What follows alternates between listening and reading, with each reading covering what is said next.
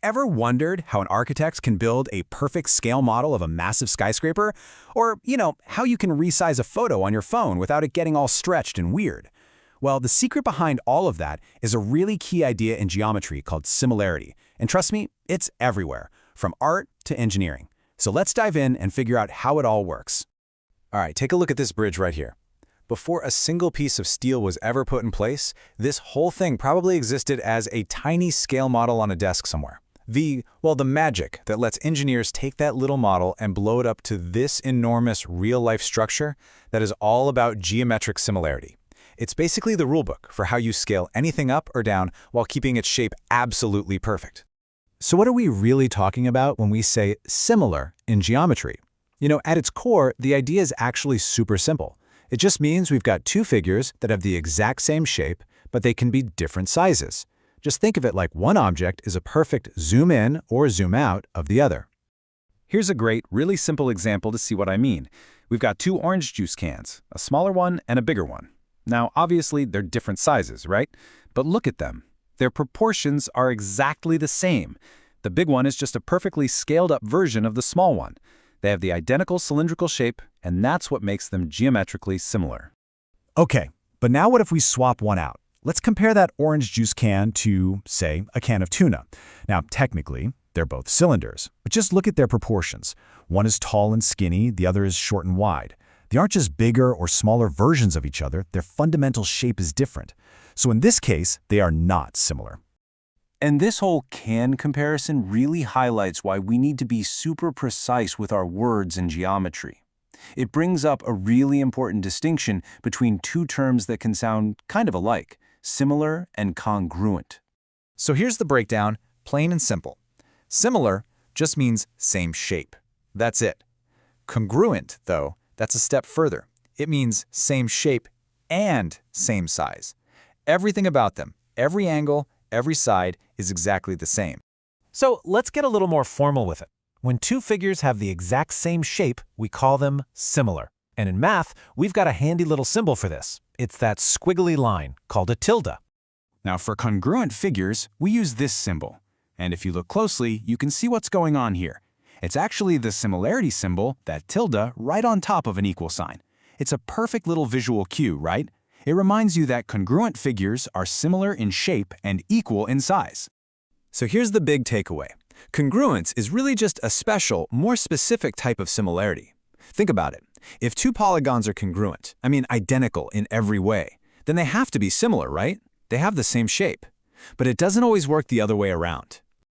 Okay, so we've got a pretty good gut feeling now for what similar means. But, in math, a gut feeling isn't quite enough. We need cold, hard rules.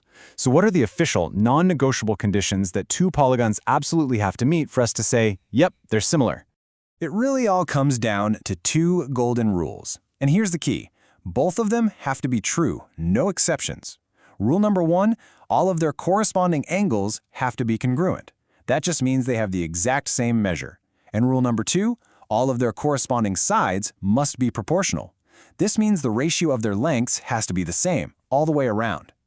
All right, rules are great, but let's actually put them to work and see how this plays out. To even start applying these rules, the very first thing we have to do is figure out which parts of the two shapes match up. Which angle corresponds to which angle, and which side goes with which side. So let's take these two quadrilaterals, ABCD and HJKL. Now, we're being told right up front that they are similar, so our job is to unpack that statement. What does it actually mean?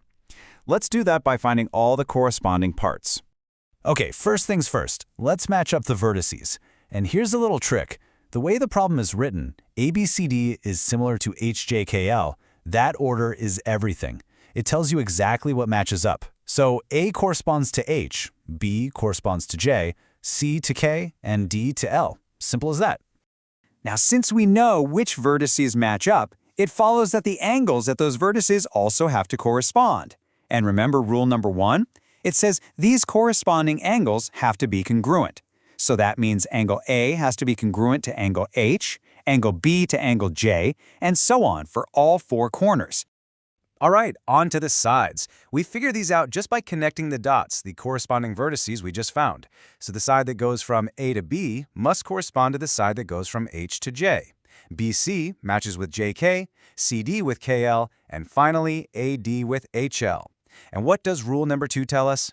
It says that the lengths of all these pairs of sides have to have the exact same ratio.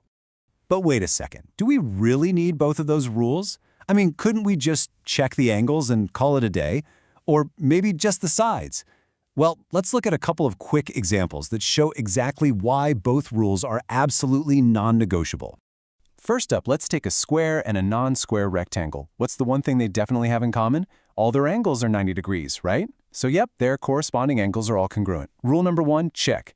But are they similar? Absolutely not. Why? Because the side proportions are all wrong. You can't just stretch a square to get this rectangle. The ratios don't match up. Okay, let's try the other way around. Now we've got a square and a rhombus that isn't a square.